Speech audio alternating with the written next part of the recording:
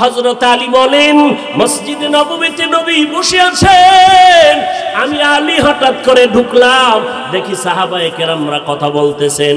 একটা প্রশ্ন, নবী বলতেছেন কেউ বলতে পারবেন এই জমিনে নারীদের জন্য শ্রেষ্ঠ গুণের নাম কি? একজন সাহাবীও কথা বলে না। আমি আলী দীর্ঘ সময় বসে হঠাৎ করে বের হইয়া একটা দূর দিয়া আমার ঘরে গিয়ে দাঁড়ায় গেলাম। আসসালামু আলাইকুম ইয়া আহলাল বাইত, ও ঘরওয়ালারা তোমাদের উপরে সালাম। ফাতেমা ভেতর থেকে দরজা খুলে সালামের জবাব দিলেন। আপনার বিবিরা দেয়নি? আমি দিলে না দিবে? স্বামী ঘরে ঢুকে সালাম নাই তো স্ত্রী কেমনে সালাম দিবে? মদিনার নবী বলেন আমি রসুলের আদর্শ, ঘরের মধ্যে ঢুকো পরের ঘরে আর নিজের ঘরে অনুমতি না আমাকে সালামের মাধ্যমে। মোবাইলে কথা বলতেছো, আগে অনুমতি নাও সালামের মাধ্যমে। সারা দুনিয়ার বেঈমানের গোষ্ঠীরা মুসলমানের সালামটা বন্ধ করে হ্যালো হ্যালো শিখাইয়া দিল। খোদার কসম, আল্লাহর নবীর সুন্নতের আমল হলো হ্যালো না। কথা বলার শুরুতে তুমি সালাম দাও, হ্যালো না বলিয়া কও আসসালামু আলাইকুম, ওখান থেকে কোনো আওয়াজ নাই। আবার বলো আসসালামু আলাইকুম, ওখান থেকে পাল্টা জবাব নাই। যতবার সালামের জবাব না দিবে তুমি শুধু সালাম দিতে থাকো। যদি জবাব না দিয়ে কয় কে ফোন করলেন, সালামু আলাইকুম। ভাইজান আপনি কে ফোন করলেন, সালামু আলাইকুম। যতক্ষণ সালামের জবাব দিবি না আমার সালাম বন্ধ হবে না। একবার যদি টেস্ট করো জীবনের তরে বান্দা সালামওয়ালা হয়ে যাবে। হ্যালো বলবা না সালাম? ঘরের মধ্যে ঢুকার আগে কি সালাম? হযরত আলী বলেন আমি সালাম দিলাম। ফাতেমা ব্যস্ত ছিল কাজে, কাজ বন্ধ করে আমি স্বামীর খেদমতের জন্য ফারেগ হয়ে গেলেন। আর আমগো আম্মা জানেরা কাজ না থাকলেও আগে যদি ব্যস্ত থাকে, স্বামী আগে যদি শুয়েও থাকে টেলিভিশন দেখে, স্বামী ঢুকার পরে সাথে সাথে বিছনায় পড়ে যায় অসুস্থ, কোনো কাজের যেন অর্ডার না আসে। যদি কয় পানি দাও নিয়ে খাও, ঠিক নেই? কারণ ওই যে যৌতুক খাইয়ে বিয়ে করছে, এখন ওই বউয়ের গোলাম হয়ে গেছে। আল্লাহ হেদায়াত দান করুন। ফাতেমা সালাম দিলেন। কোথা থেকে আসলেন স্বামী আমার? বলে মুহাম্মদ পয়গম্বরের দরবার থেকে। আমার আব্বা জান কেমন আছেন? আলহামদুলিল্লাহ। তবে একটা জটিলতার মধ্যে দেখলাম। কি? প্রশ্ন চলতেছে নারীদের জন্য জমিনের মধ্যে শ্রেষ্ঠ গুণ কি? কেউ জবাব দেয় না। ফাতেমা তুমি যদি জবাব দাও আমি মদিনাওয়ালা নবীর কাছে আবার যাব। ফাতেমা কয় আমার আব্বারে সালাম পৌঁছাইয়া দিয়া বলবেন নারীদের জন্য জমিনে শ্রেষ্ঠ গুণ হলো বেগানার নজর থেকে নিজেকে বাঁচাইয়া রাখা। বেগানার নজর থেকে নিজের হেফাজতে রাখা নারীদের জন্য শ্রেষ্ঠ গুণ। হযরত আলী বলেন আমি দৌড়াইয়া আবার মসজিদে নববীর মধ্যে চলে গেলাম, সালাম দিলাম। নবীজি ঘর থেকে আসলাম। আমার ফাতেমার কি হালাত? বলে নবী ভালো, সালাম দিয়েছেন আর জবাব দিয়েছেন। নবী প্রশ্নের জবাব পেলেন। কি জবাব? দুনিয়াতে নারীদের জন্য শ্রেষ্ঠ গুণ হলো বেগানার নজর থেকে নিজেরে বাঁচাইয়া রাখা। এরে নারীর দলেরা, আল্লাহর নবী তোমাদের সম্মান বাঁচাইয়া রাখছেন, তোমাদের ইজ্জত বাড়ায় দিলেন। ইসলাম ছাড়া নারীর সম্মান মর্যাদা কেউ দিতে পারে নাই। এরে নবীর উম্মত, আম্মা জান আয়েশার কথা দেখলাম গতকালকে রসুলের সিরাতের আলোচনা দেখতে গিয়া।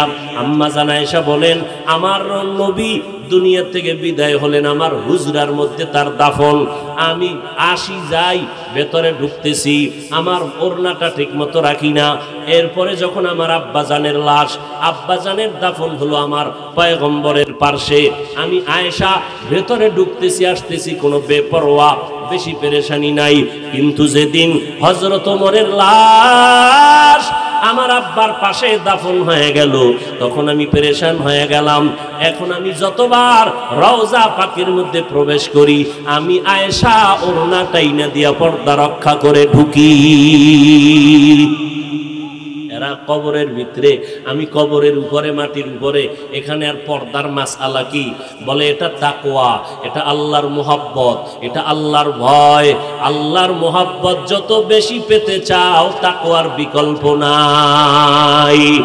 हर के दारद খৌফে হক দরদিল মাদাম জান্নাতুল মাওয়া দেহদ উরা মাকাম। ভালো করে শুনেন, সেদিন হাদিসে দেখলাম রসুল বলেন যেই ঘরের নারীরা মাথায় ওড়না রাখে না, মাথায় অনেক আছে না, ওখানে ভিন্ন কেউ নাই, আমি আছি, স্বামীর সামনে, ভাইয়ের সামনে, যাদের সাথে দেখা দেওয়া জায়েজ, এদের সামনে যেই মহিলারা ওড়না রাখে না মাথায়, আল্লাহর নবী কয় ওই ঘরের মধ্যে কখনো রিজিকে বরকত হয় না। সাহাবায়ে কেরামের বড় এক অংশ আম্মা জান আয়েশা রাদিয়াল্লাহু আনহার কাছে গেলেন, গিয়া প্রশ্ন করলেন, রসুলের আদর্শের সবক দেন, বয়ান দেন। আম্মা জান আয়েশা রাদিয়াল্লাহু আনহা পাল্টা প্রশ্ন করলেন, আফা তাকরাউনাল কুরআন, সাহাবায়ে কেরাম আপনারা কোরআন শরীফ কি তেলাওয়াত করেন না? ক্বালু বালা, বলে হ্যাঁ করি। আম্মা জান আয়েশা বললেন, কানা খুলুকুহুল কুরআন, কোরআন শরীফটাই হলো নবীর আদর্শ। আদর্শের আরবি হলো সিরাতুন নবী, নবীর সিরাত হলো কোরআন, সিরাতুন নবী হলো কোরআন, সিরাতুন নবী হলো নামাজ, সিরাতুন নবী হলো কোরআনের বর্ণিত পর্দা, সিরাতুন নবী হলো কোরআনের বর্ণিত রোজা। যারা বলে আমরা সিরাতুন নবী মানি না, প্রমাণ তারা কোরআন হাদিস মানে না। রসুলের সিরাত হলো কোরআন। আম্মা জান আয়েশা রাদিয়াল্লাহু আনহা বলেন, সিরাতুন নবী, এরে নবীর আশিক, রবিউল আউয়ালে আমার নবী দুনিয়াতে আসলেন। এখন এই খুশি হইয়া আপনারা মিলাদুন নবীতে কি আমল করবেন? আমার নবীর থেকে কোনো আমল আছে কিনা আমরা যাচাই করে দেখব। যদি দেখি নবীর মধ্যে মিলাদুন নবী উপলক্ষে কোনো আমল নাই, তাহলে আমরা নজর করব সাহাবায়ে কেরামের ভেতরে আছেনি। সাহাবায়ে কেরাম যদি করেন তো আমরা চেষ্টা করব করার। যদি দেখি সাহাবায়ে কেরামের মধ্যে নাই, দেখব আমরা আমাদের মুরব্বী তাবেঈন, তাবে তাবেঈন, এদের মধ্যে আসেনি, নজর করে দেখলাম না। সাহাবাদের কাছেও যাওয়া লাগবে না, তাবেঈনদের কাছেও যাওয়ার প্রয়োজন নাই। মিলাদুন নবী উপলক্ষে আমার নবীর একটা আমল আছে, আমার নবীর আমল। আমার নবী প্রতি সোমবার দিন রোজা রাখতেন, সপ্তাহের সোমবার। নবীকে সাহাবায়ে কেরাম জিজ্ঞাসা করলেন, ও নবী আপনি সোমবার দিন রোজা রাখেন কেন? নবী বললেন, আমি দুইটা কারণে সোমবার দিন রোজা রাখি। এক নাম্বার কারণ, আমি আল্লাহর পক্ষ থেকে যেদিন দুনিয়াতে আসছি আমার মিলাদ হয়েছিল সোমবার দিন, আমি মুহাম্মদ রোজা রাখার মাধ্যমে আমার মিলাদের শুকর আদায় করি। দুই নাম্বার কারণ, আল্লাহ যেদিন কোরআন নাজিল করিয়া জিবরাইল আমিনকে আমার লগ্নে, ওই দিনটাও ছিল সোমবার, আমি রোজা রাখার মাধ্যমে কোরআন নাজিলের শুকর আদায় করি। আমার নবী মিলাদ উপলক্ষে রোজা রেখেছেন কি বার? আরো জোরে বলেন, সোমবার। বছরে একদিন, বছরে একদিন না প্রতি সোমবার? এরে নবীর উম্মতের দল, মিলাদ সম্পর্কে যদি তুমি কোনো আমল চাও, মদিনাওয়ালা নবীর থেকে একটা আমল আছে, রোজা রাখো সোমবার দিন, নবীর খুশি পালন করো সোমবার দিনের মাধ্যমে। আমার নবী সোমবার দিন রোজা রেখেছেন মিলাদের শুকর আদায়ার্থে। ও উম্মতের দল, তুমিও রোজা রাখতে পারো। অতএব যারা মিলাদ চায়, মিলাদে আনন্দ করবে, প্রমাণ করতে হবে রোজার মাধ্যমে। যারা রোজা রাখবে না তাদের মিলাদ হবে না। নাম্বার দুই, আমার নবীর জন্ম হলো একবার, আমার নবীর জন্ম হলো একদিন সোমবার। আমার নবী কেন প্রতি সোমবার 12 মাস রোজা রাখলেন? গোটা জগতের উম্মতের জানায় দিয়েছেন, ওরে বান্দা, ও দুনিয়ার উম্মতেরা, মিলাদের খুশি আর মুহাম্মদের মুহাব্বত একদিন করলে হবে না। আমি মুহাম্মদ 12 মাস রোজা রেখে প্রমাণ করে গেলাম, আমি মুহাম্মদের মুহাব্বত আর আনন্দ 12 মাস করতে হবে। রবিউল আউয়ালে রবিবার লাভ দিয়া গেলা কই 11 মাস আর খুঁজিয়াই পাইলাম না, মসজিদেও পাইলাম না, মাদ্রাসায়ও পাইলাম না, ফজরের নামাজটা পড়ছো কিনা জানা নাই। মদিনার নবী রোজা রাখলেন। ও বান্দা, তুমি কেন জেলাফিয়ার মিষ্টি খাইয়া তোমার পেটটা বোঝাই করে ফেললা? ডাক্তার কয় ডায়াবেটিস, এরপরও তুমি কেন মিষ্টি খাও? আবার ফুলের মালা গলায় লাগায়, নিজের গলায় ফুল, আবার ঘোড়ার গলায় ফুল, আবার বড় বড় হুজুরের গলায় ফুল। এরে ভাইজান, ভালো করে বুঝেন, আমাদের সোনার বাংলাদেশে শেখ মুজিবুর রহমানের জন্মবার্ষিকী আওয়ামী লীগ ওয়ালারা পালন করেনি, বিএনপি ওয়ালারা জিয়াউর রহমান সাহেবের জন্মবার্ষিকী পালন করে। ওই জন্মবার্ষিকী পালন করতে গিয়া কেউ টুঙ্গি পাড়া দৌড়ায়, দৌড়াইয়া ওই মাজারে গিয়া ফুল দেয়, দোয়া দায়ী করে চলে যায়। ও নবীর আশেকের দল, মিলাদুন নবী যদি তুমি নবীর জন্মবার্ষিকী পালন করতে চাও, তাহলে তোমার গলায় কেন ফুল দাও? বিমান ভাড়া করিয়া মদিনার নবীর মাজারে কেন যাও না?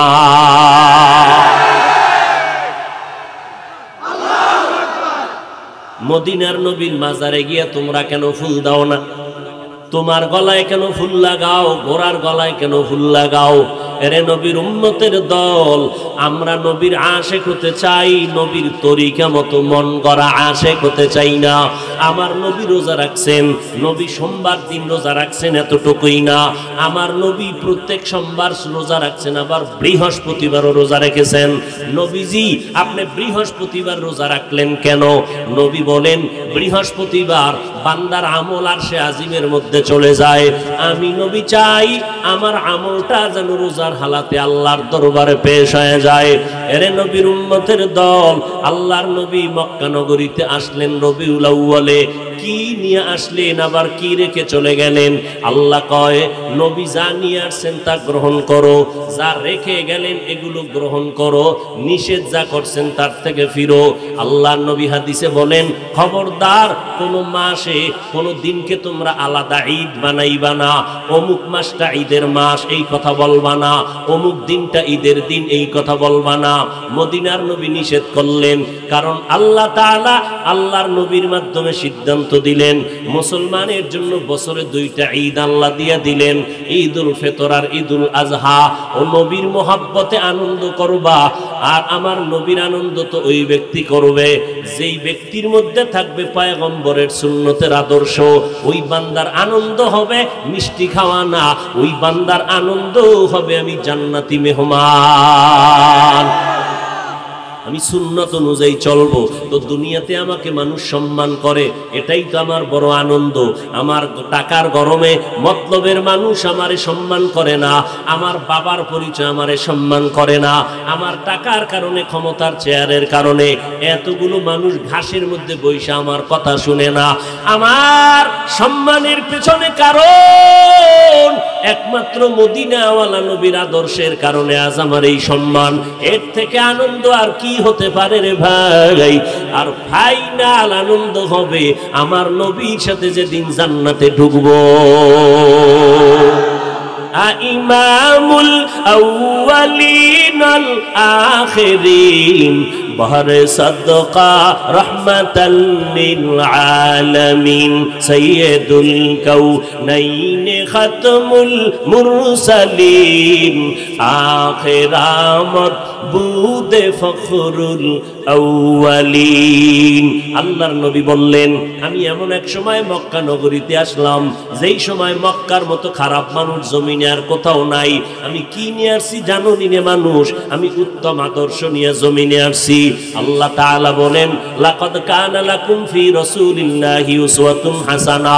ও দুনিয়ার মানুষেরা শুনে নাও, মুহাম্মদের মধ্যে তোমাদের জন্য রয়েছে উত্তম আদর্শ। কেমন উত্তম আদর্শ?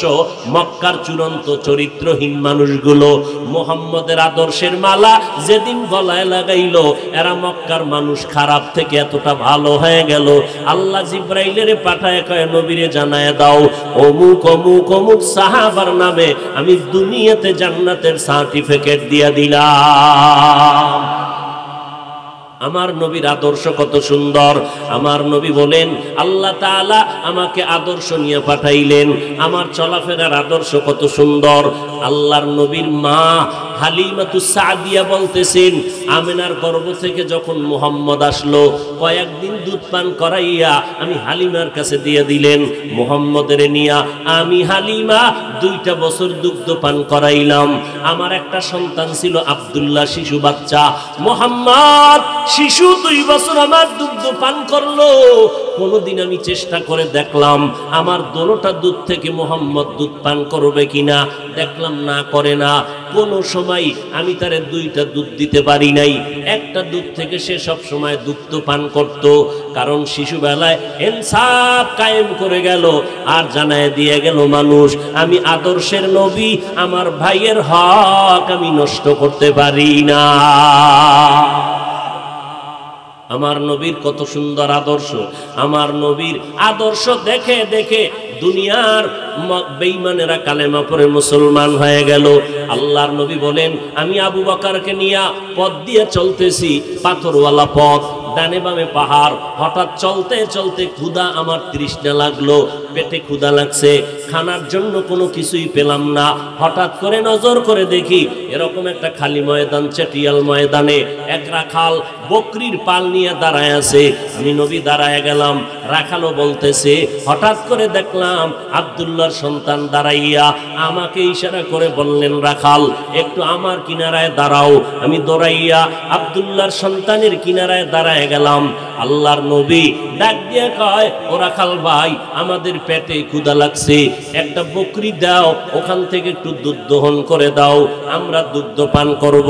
আমি রাখাল বললাম, এই বকরির পালের মালিক আমি না, এগুলো আমি মাত্র আমানতের সাথে রক্ষা করি রাখাল, আমার কোনো অনুমতি নাই, আমি অনুমতি ছাড়া মালিকের দুধ দিতে পারবো না। এবার আল্লাহর নবী রাহমাতুল্লিল আলামিন কেমন সুন্দর আদর্শ কায়েম করে বললেন, এরা খাল এমন একটা বকরি আমার সামনে এনে দাও, যেই বকরিটা দুধ দিবে দূরের কথা, দুধ দেওয়ার মতো কোনো কাইফিয়তই নাই, দুধ দেওয়ার কোনো সিস্টেমই নাই, এমন একটা বকরি এনে দাও। রাখাল বলে, মুহাম্মদের কথায় আমি দৌড়াই একটা বকরি এনে দিলাম, যেই বকরি মরণের আগ পর্যন্ত এক ফোঁটা দুধ কোনোদিন দিবে না। বকরিটা যখন মুহাম্মদের পাশে দাঁড়ানো, মুহাম্মদ বকরির গায়ে হাত লাগাইয়া ঠোঁট মোবারক নাড়ায় যেন কি বলল। হঠাৎ করে তাকাইয়া দেখি যেই বকরি মরার আগে দুধ দিতে পারে না, ওই বকরির ওলানটা দুধের দ্বারা ভরপুর হয়ে গেল। আল্লাহর নবীর দিকে তাকাইয়া দেখতেছি নবী নিজ হাতে ওলান থেকে দুধ দহন করলেন, এরপরে পেট ভরে দুধ পান করলেন, আবু বকরকেও পান করালেন, এরপরে আমাকেও পান করালেন। রাখাল বলে, এরপরে আমি দেখলাম আবার বকরির গায়ে হাতটা লাগাইয়া ঠোঁট নাড়াইয়া কি যেন বললেন, নজর করে দেখলাম বকরিটা আগের মতো হয়ে গেল। মদিনার নবী বলেন, যাও রাখাল ভাই, বকরিটা পালের মধ্যে দিয়া দাও। আমি পালের মধ্যে দিয়া এমন জোরে একটা দৌড় দিয়া মুহাম্মদের কদমে লুটাইয়া পড়লাম আর বললাম, আপনার আদর্শ আর অলৌকিক ঘটনা দেখে আমি বরদাস্ত করতে পারলাম না। এখনো বুঝি আমি শুনছি আপনি জমিনে আসছেন, আপনার হাতে কালেমা পড়ে 10 বছর বয়সের আলী কালেমা পড়েছে, আপনার হাতে আবু বকর কালেমা পড়েছে, মা খাদিজা কালেমা পড়েছে, আমি এখনো রাখাল কালেমা পড়তে পারি নাই। হাতটা বাড়াইয়া আমাকে আপনি এখনই কালেমা পড়ে মুসলমান বানায় দেন। নবী বলেন, এই রাখালকে চিনুনি? এই রাখাল আমার কলিজার টুকরা আব্দুল্লাহ ইবনে মাসউদ রাদিয়াল্লাহু তাআলা আনহু। মুফাসসিরিনে কেরাম, মুহাদ্দিসিনে কেরাম বলেন, আব্দুল্লাহ ইবনে মাসউদ এমন দামি একজন সাহাবী, আব্দুল্লাহ ইবনে মাসউদের চেহারার দিকে হঠাৎ করে যদি কেউ নজর করত, মনে হয় যেন মদিনাওয়ালা নবীর চেহারার মতো দেখা যায়। নবীর আদর্শ দিয়া অল্প টাইমে মক্কার মানুষগুলোকে তৈরি করে ফেললেন, কলবের পরিবর্তন হয়ে গেল। যারা নামাজ চিনে না, নামাজের আদর্শ দলল, পাগলের মতো হয়ে গেল। নবী বলেন, আমার হাতে কালেমা পড়ে মুসলমানরা মুসলমান হতে লাগলো মক্কার মানুষ। আমি মুহাম্মদ এমন আদর্শ কায়েম করলাম, মক্কার মানুষের মধ্যে দেখলাম এরা বড় ছোট সম্মান করে না, নারীদেরকে তুচ্ছ মনে করে তাড়ায় দেয়, বিধবা নারীদের মানে না, কন্যা সন্তান হইলে লজ্জায় মুখ দেখায় না, কন্যা সন্তান যদি হয় বাবায় সুযোগ পাইলে জ্যান্তভাবে মাটির মধ্যে দাফন করে দেয়। আমি মুহাম্মদ আয়েশা আমার আদর্শ, আল্লাহর হুকুমে আমি আদর্শ বাস্তবায়ন করলাম। নারীদেরকে আর অবহেলার নজরে দেখা যাবে না। আমি মুহাম্মদের বয়স যখন 25 বছর হয়, আমি বিধবা নারী খাদিজা রাদিয়াল্লাহু আনহাকে 40 বছরের বয়সের নারী, দুইজন স্বামী বিদায়ের পরে আমি তৃতীয় স্বামী হিসাবে খাদিজাকে গ্রহণ করে নিলাম। ও দুনিয়ার মানুষ, এই খাদিজার গর্ভ থেকে সব সন্তান আমার আসছে। খাদিজার গর্ভ থেকে মাত্র একটা ছেলে আমার স্ত্রী মারিয়া কিবতিয়ার গর্ভ থেকে হইয়া আমার সব ছেলেগুলো অল্প বয়সে দুনিয়ার থেকে চলে গেল। আমার ছেলে সন্তান 3টা আর মেয়ে হইল 4টা। 4টা কন্যা সন্তান, 3টা ছেলে সন্তান খাদিজার গর্ভ থেকে আসছে। এরে নবীর উম্মতের দল, খাদিজার গর্ভ থেকে আমার ছেলে যত আর ছিল, একটা ছেলেও দুনিয়াতে বেঁচে ছিল না। দ্বিতীয় আমার কন্যা সন্তান ছিল 4টা। আমার প্রথম সন্তান কন্যা জায়নাব, দ্বিতীয় সন্তান উম্মে কুলসুম, এরপরে রুকাইয়া, এরপরে আমার কনিষ্ঠ কন্যা সন্তান আমার কলিজার টুকরা ফাতেমা রাদিয়াল্লাহু আনহা। এই 4টা সন্তান, ছেলে 3টা আমার খাদিজার থেকে আসলো। মক্কার মানুষ দেখি আমারে সি সি করতেছে, আমি বুঝাইয়া দিলাম তোমরা বিধবাদেরকে তুচ্ছ মনে করো, আর ইসলাম আর মুহাম্মদ আমার আল্লাহ নারীদের সম্মান কিয়ামত পর্যন্ত বাড়াইয়া দিয়েছে। মদিনার নবী বলেন, রে দুনিয়ার মানুষ, মক্কার মানুষ নারী পছন্দ করে না, কন্যাদেরকে পছন্দ করে না, আর আমি মুহাম্মদ একটা ছেলে পাই নাই, আমি 4 কন্যার বাবা। এই দুনিয়ার মানুষেরা, যারা একটা কন্যা পাইছো শুকর আদায় করো, তুমি একটা জান্নাতের মালিক। যারা 2টা কন্যার বাবা হয়েছ, তুমি 2টা জান্নাতের মালিক। যারা 3টা কন্যা সন্তানের বাবা হয়েছ, তুমি শুকর আদায় করো, তুমি 3টা জান্নাতের মালিক। বুঝেননি কিছু? এখন এই সমাজের ভেতরে একদল বাবা আছে কন্যা পছন্দ করে না, খালি ছেলে চায়। ছেলেটা কি আল্লাহর জন্য চাও না যৌতুক খাওয়ার জন্য চাও? ঠিক কইরা নেওয়ারে নিমুখ হারাম রসুলের দুশ্মনেরা। নারীদের এত সম্মান, তুমি ছেলে চেয়েছ, ওই ছেলে আসার পর হতে পারে তোমার ক্ষতি হয়ে যেত, কিন্তু আল্লাহর শুকর আদায় করো, যদি কন্যা পাও হতে পারে ওই ছেলের থেকে 1000 গুণ বেশি উপকার হবে এই মেয়েটার মাধ্যমে। এই মেয়ের যেই জায়গায় বিয়া দিবা, ওর জামাইয়ের দ্বারা তোমার উপকার হবে, যেই উপকার তোমার রক্তের ছেলের দ্বারা হতো না। এরকম জামাই নাই? এরে নবীর উম্মতের দল, খবরদার। তবে মেয়েটা জান্নাতের মালিক। 1 মেয়ে পাইছো, 1টা জান্নাত, 2 কন্যা পাইলা, 2টা জান্নাত। কখন যদি মেয়েটারে ইডেন কলেজে পাঠাও নাকি? মেয়েটারে যদি ইডেন কলেজে পাঠাও, না না, মেয়েটারে যদি মানুষের মতো মানুষ বানাইয়া ফাতেমার মতো আদর্শ নারী বানাও, খাদিজার মতো আদর্শ নারী বানাও। হযরত আলী বলেন, মসজিদে নববীতে নবী বসে আছেন, আমি আলী হঠাৎ করে ঢুকলাম, দেখি সাহাবায়ে কেরামরা কথা বলতেছেন। একটা প্রশ্ন, নবী বলতেছেন, কেউ বলতে পারবেন এই জমিনে নারীদের জন্য শ্রেষ্ঠ গুণের নাম কি? একজন সাহাবীও কথা বলে না। আমি আলী দীর্ঘ সময় বসে হঠাৎ করে বের হইয়া একটা দূর দিয়া আমার ঘরে গিয়ে দাঁড়ায় গেলাম। আসসালামু আলাইকুম ইয়া আহলাল বাইত, ও ঘরওয়ালারা, তোমাদের উপরে সালাম। ফাতেমা ভেতর থেকে দরজা খুলে সালামের জবাব দিলেন। আপনার বিবিরা দেয়নি? আমি দিলে না দিবে? স্বামী ঘরে ঢুকে সালাম নাই, তো স্ত্রী কেমনে সালাম দিবে? মদিনার নবী বলেন, আমি রসুলের আদর্শ, ঘরের মধ্যে ঢুকো পরের ঘরে আর নিজের ঘরে অনুমতি না, আমাকে সালামের মাধ্যমে। মোবাইলে কথা বলতেছো আগে অনুমতি নাও সালামের মাধ্যমে। সারা দুনিয়ার বেঈমানের গোষ্ঠীরা মুসলমানের সালামটা বন্ধ করে হ্যালো হ্যালো শিখাইয়া দিল। খোদার কসম, আল্লাহর নবীর সুন্নতের আমল হলো হ্যালো না, কথা বলার শুরুতে তুমি সালাম দাও, হ্যালো না বলিয়া কও আসসালামু আলাইকুম, ওখান থেকে কোনো আওয়াজ নাই, আবার বলো আসসালামু আলাইকুম, ওখান থেকে পাল্টা জবাব নাই। যতবার সালামের জবাব না দিবে তুমি শুধু সালাম দিতে থাকো। যদি জবাব না দিয়ে কয় কে ফোন করলেন, সালামু আলাইকুম, ভাইজান আপনি কে ফোন করলেন, সালামু আলাইকুম, যতক্ষণ সালামের জবাব দিবি না আমার সালাম বন্ধ হবে না। একবার যদি টেস্ট করু জীবনের তরে বান্দা সালামওয়ালা হয়ে যাবে। হ্যালো বলবা না সালাম? ঘরের মধ্যে ঢুকার আগে কি সালাম? হযরত আলী বলেন আমি সালাম দিলাম, ফাতেমা ব্যস্ত ছিল কাজে, কাজ বন্ধ করে আমি স্বামীর খেদমতের জন্য ফারেক হয়ে গেলেন।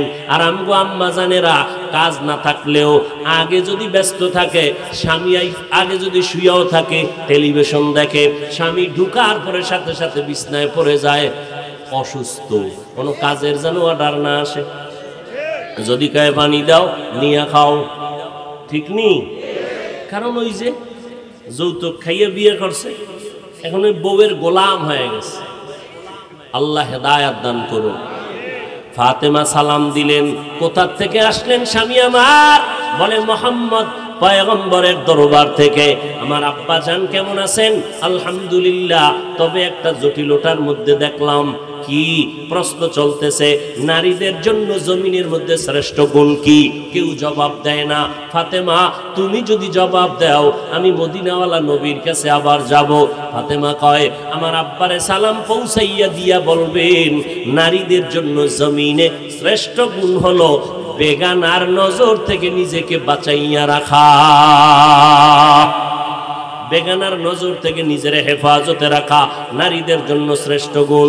হযরত আলী বলেন আমি দৌড়াইয়া আবার মসজিদে নববীর মধ্যে চলে গেলাম, সালাম দিলাম, নবীজি ঘর থেকে আসলাম।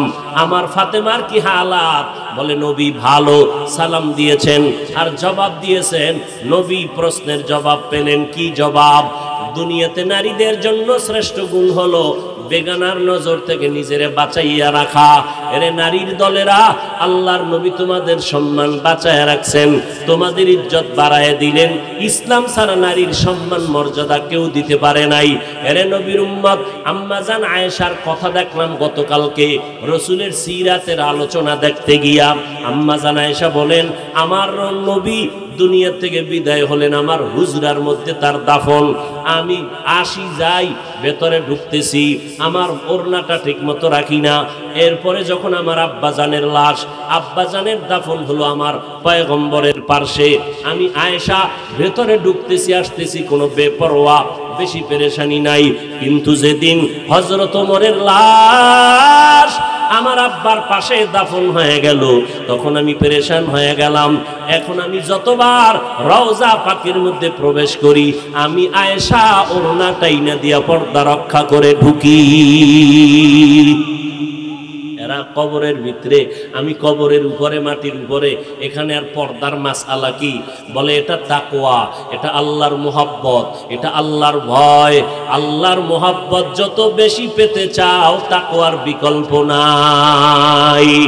हर के दारद खौफे हक दर दिल मदगम जन्नतुल मावा देहद उरा मकाम। ভালো করে শুনেন। সেদিন হাদিসে দেখলাম রসুল বলেন যেই ঘরের নারীরা মাথায় ওড়না রাখে না, মাথায় অনেক আছে না, ওখানে ভিন্ন কেউ নাই, আমি আছি।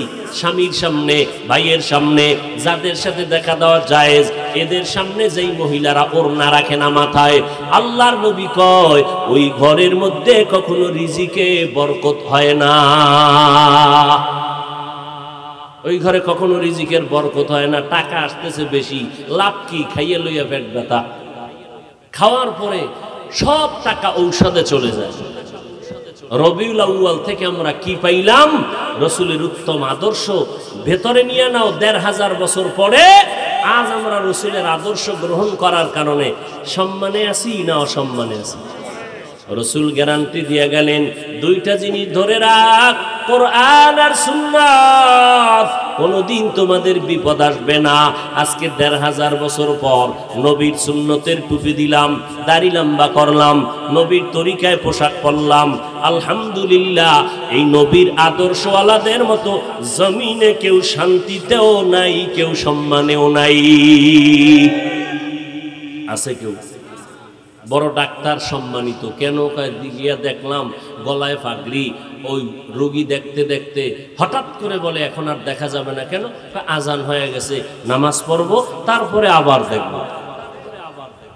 তাহলে রসুলের আদর্শ যার ভিতরে যতটুকু আছে, তার সম্মান আর শান্তি ততটুকু আছে।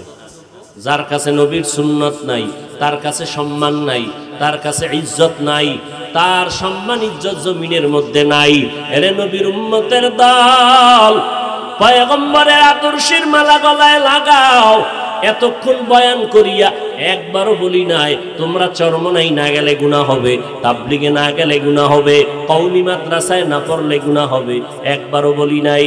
খবরদার, আমি আপনাদের পায়ে হাত রেখে বলবো, চরমনাই যাও না যাও সেটা তোমার বিষয়, তাবলিগে যাইবা কিনা সেটা তোমার বিষয়। গুনাহ হবে এই কথা বলার অধিকার কোনো মানুষের নাই। আমি একটাই বলবো, তাবলিগ বুঝি না, চরমনাই বুঝি না, বাহাদুরপুর, নানুপুর আর অন্য কোনো উজানির পীর বুঝি না। মদিনাওয়ালার আদর্শ মাথায় লাগাও, মদিনার নবীর আদর্শের টুপি লাগাও। বলে নবীর আদর্শের টুপি কোনটা? এই জমিনে উলামায়ে আহলে হকের টুপি যেইটা, এইটাই মদিনার টুপি। উলামায়ে আহলে হক। তবে সাবধান, উলামায়ে আহলে হক ধরতে গিয়া এই জমিনে একদল আছে উলামা নামের বাতিল, এদের কাছে ধরা খাইও না তো দুনিয়াও বরবাদ, খাসারাত দুনিয়া ওয়াল আখিরা। যেই সমস্ত উলামা বড় বড় আলেম দাবি করিয়া বলে কোরআনের মধ্যে হাদিসের থেকেও বেশি জাল আছে, জাল। আবার এক আলেম বলে নবীরা অন্যায়কারী, আল্লাহ তাদের দিয়ে অন্যায় করাইছেন, অপরাধ করাইছেন।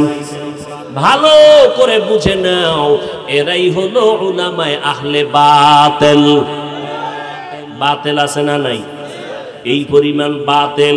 আমি আজকে জুমায় বলছি, আমেরিকায় হঠাৎ ইসলাম কায়েম হবে খুব মনে কয়, আর রাশিয়ার মধ্যে হঠাৎ ইসলামের পতাকা উঠে যাবে দ্রুত গতিতে, কি ইন্ডিয়ায়ও ইসলামের পতাকা উঠতে পারে দ্রুত, কিন্তু ভয় লাগে সোনার বাংলায় ইসলামের পতাকা তাড়াতাড়ি উঠবে না, আমগো টুপিওয়ালাদের ধাক্কা ধাক্কির কারণে।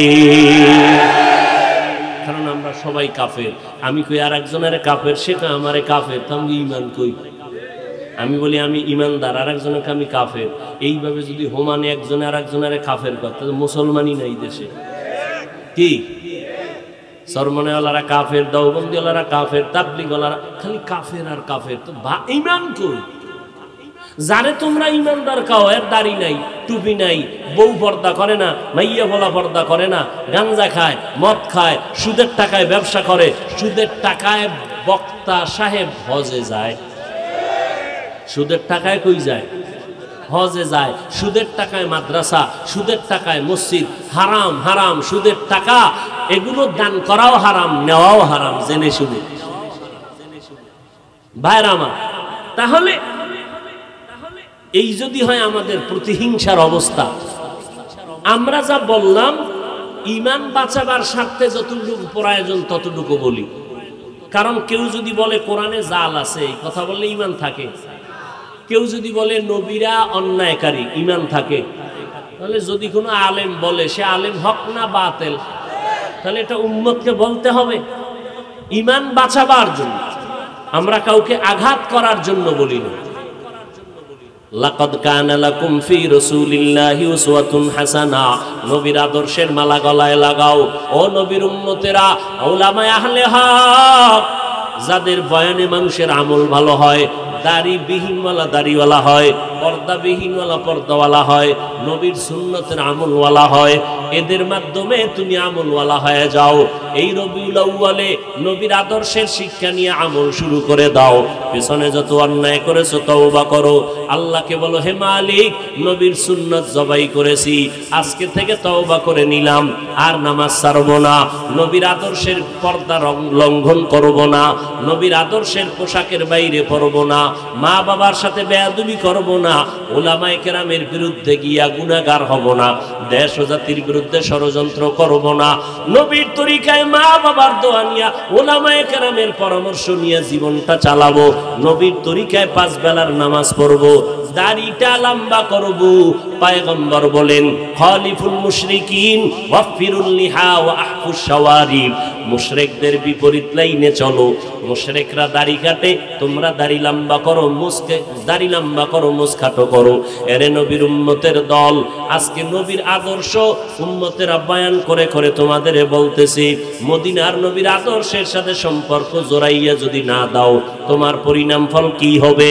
ক্বালান নবিয়্যু সাল্লাল্লাহু আলাইহি ওয়া আলিহি ওয়া সাল্লাম মান তাশাব্বাহা বিকওমিন ফাহুয়া মিনহুম।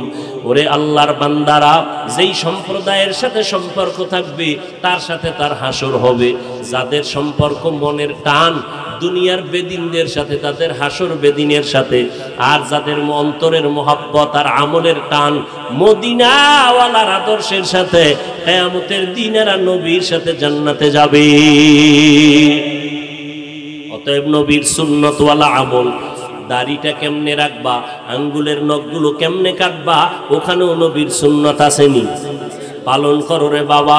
নবীর রেখে যাওয়া সুন্নাত কোনো হিন্দুরা পালন করবে না, কোনো খ্রিস্টানেরা পালন করবে না, ইহুদিরা পালন করবে না, নবীর সুন্নতের আদর্শের আমল করবে কারা? জোরে বলেন। মতলবের মুসলমান ব্যতীত না মতলবের দিও? তাহলে তোমার বয়স হলো 30 বছর, তোমার গালে দাড়ি কেন ওঠে না? এই আল্লাহর বান্দা, তোমার মাথায় কেন মদিনার আদর্শের টুপি দেখা যায় না? তোমার সাথে কোনো কারো চুক্তি হয়েছে নাকি? মরার আগে তওবা করিয়া মরতে পারবা, গ্যারান্টি আসেনি? নাই। এরে নবীর উম্মতের দল, এখনো সময় আছে, তওবা করে নাও। কয়দিন আর জমিনে বাহাদুরি করবা? এমন কোনো দিন নাই যে যুবকের লাশের খবর নাই। প্রতিদিন মরণের খবর আর খবর, মা হারা বাবা হারা, আবার কত মা বাপ সন্তান হারা অসহায় হয়ে গেল। অতএব মরণের আগে তওবা করে নাও, আর জীবনে নামাজ ছাড়বো না, বেপরদায় চলবো না, মা বাবারে কষ্ট দিব না, নবীর তরিকার বাইরে চলবো না, নামাজ 5 বেলার পড়ব, দেশ ও জাতির বিরুদ্ধে ষড়যন্ত্র করব না, উলামায়ে আহলে হকের পরামর্শ নিয়া আমরা সঠিক রাস্তায় নবীর তরিকা মতো চলব। আল্লাহ পাক আমাদের সবাইকে তওবাওয়ালা জিন্দেগি দান করুন, নবীর আদর্শওয়ালা জিন্দেগি নিয়া নবীর তরিকা মতে আমাদের জীবনকে চলার মতো তৌফিক আল্লাহ দান করেন, আমিন। আলহামদুলিল্লাহি রাব্বিল আলামিন, والصلاة والسلام على سيد الأنبياء والمرسلين وعلى آله وأصحابه أجمعين. يا أرحم الراحمين، يا أرحم الراحمين، يا أرحم الراحمين. رب ارحمهما كما ربياني صغيرا. बता हमको तेरे राह की तरफ है, तेरे राह पर चला हमको खुदाया. बेगुनाह न गुज़श्त बरमा साअते, बाहुजूरे दिन न करदम ताअते. या इलाही मुझसे मुझको दूर कर, ताके देखो मुझ में तुझको एक नजर. रब्बुल आलमीन.